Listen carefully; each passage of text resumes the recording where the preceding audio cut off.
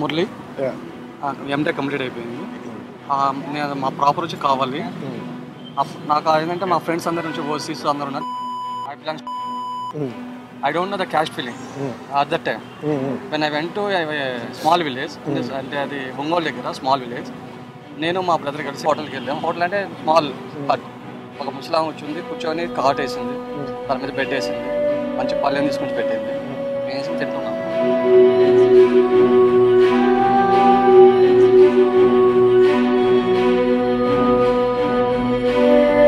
మీరేమిటి వాళ్ళయ్యా అని అనగానే మేము అమ్మా లైన్ అయ్యా పైకి నేను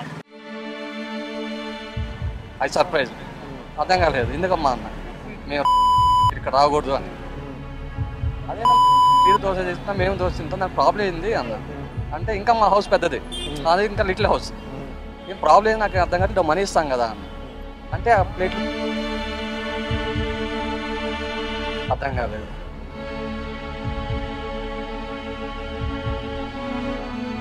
దోశ తినలేదు, మనీ ఇస్తున్నాం.